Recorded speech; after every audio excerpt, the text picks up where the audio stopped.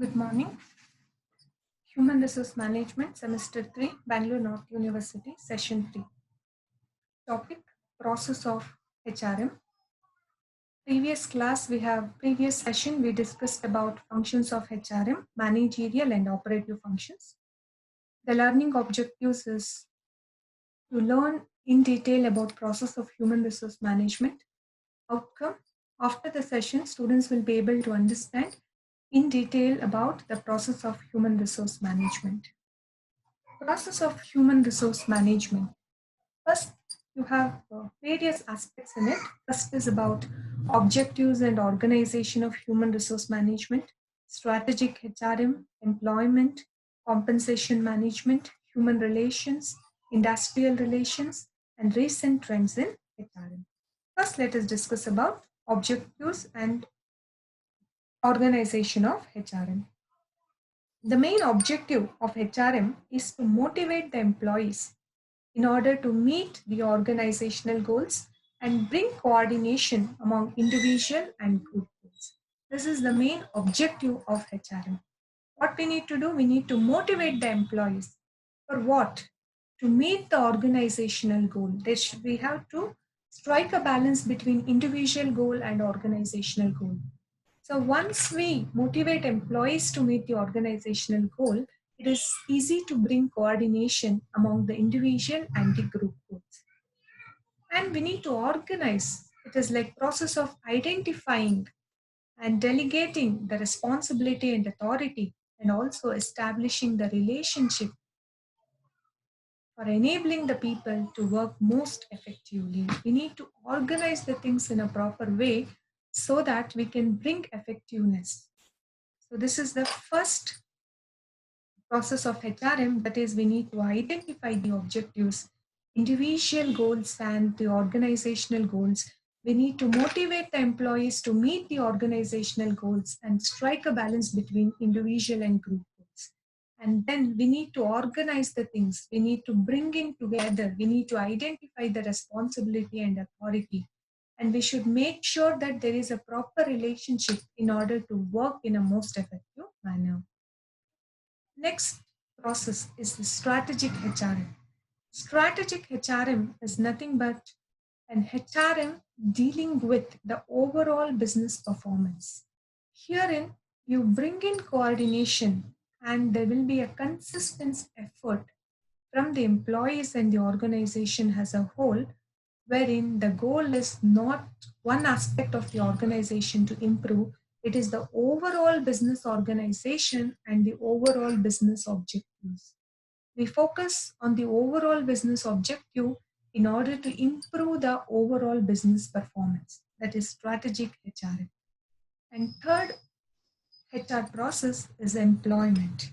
In employment, you speak about a job design. Job design is nothing but you designing the work according to the requirement. You are going to give a specification about the contents, methods of the job, relationship of the job. So all this in details of the job will be considered, and that we call it as a job design. So job design deals with the specification of contents, methods, relationship. All this is a part of job design. And then job analysis, it refers to the identifying the duties, responsibilities, and specifications of the job. You need to know what kind of an experience, qualification, skill, and knowledge is required to perform the job. That is a job analysis. Job design speaks about specification, methods, and relationship of the job. Job analysis speaks about the duties, responsibilities, and also the what kind of experience, qualification, skills, and knowledge is required to perform the job.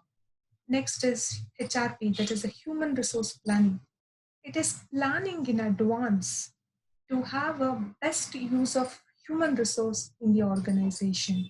You have to ensure the best will fit between employees and the jobs, while you need to avoid the shortages or surpluses. You need to plan exactly according to your requirement. Neither there should be a surplus nor there should be a shortage. Then comes your recruitment. You are going to identify, attract, screen, shortlist, and interview the suitable candidates for your job. So, recruitment is a process in choosing individual for your organization. You are going to identify the source from where you can procure the human resource. Next is selection.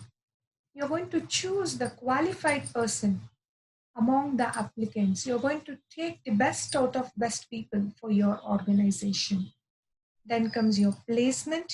You're going to place the right person in the right place. You're going to give the right person the right kind of work.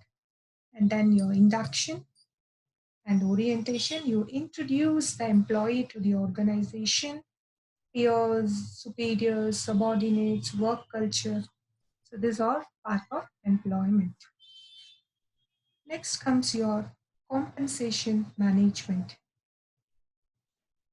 What kind of a salary to be paid? What kind of a bonus, incentive? So what kind of a salary or compensation need to be paid to the employee to keep them motivated?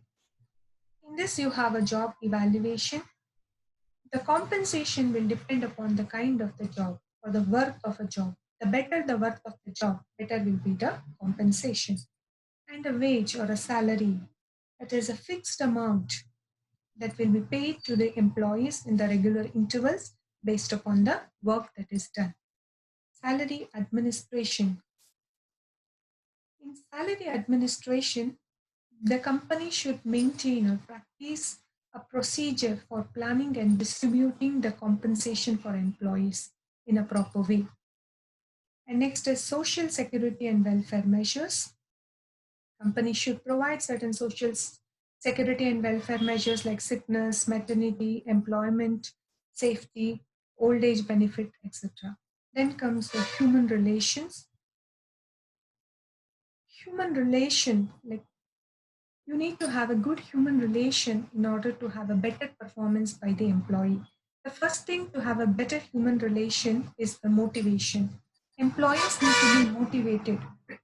There are many factors, internal and external factors, in order to keep the employees motivated.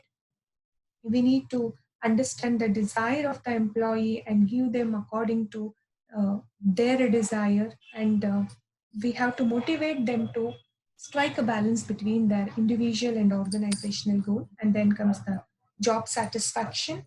We need to make sure the employees are satisfied with their job.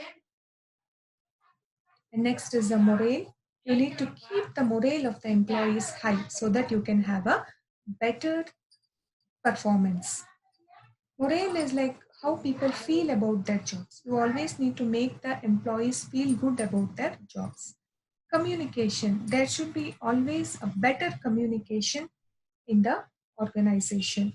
Things has to be told in a right way. Communication need to be flowed in a right way. Either it may be a topward flowing or a downward flowing, whatever, there should be a proper flow of communication.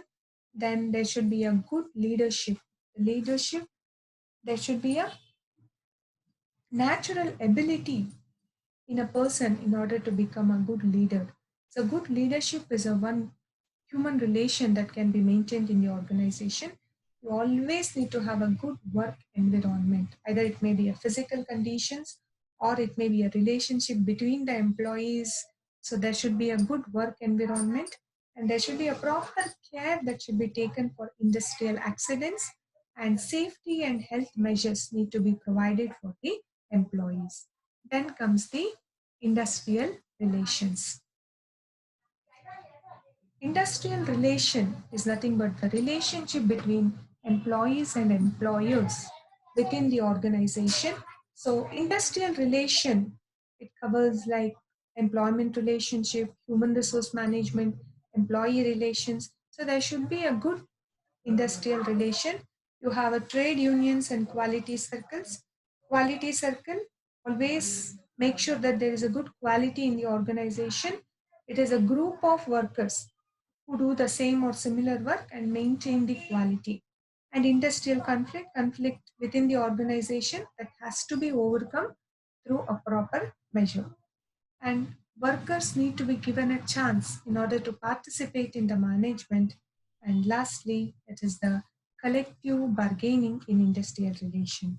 So what is a collective bargaining? Collective bargaining means it is a negotiation between employers and a group of employees at agreements to regulate either maybe the working condition or a salary or a benefit.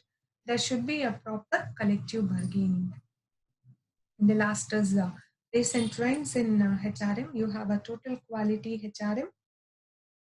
So there should be an overall quality measurement and management in the organization. There should be a quality of the work life. So employees need to have a work life stability, productivity.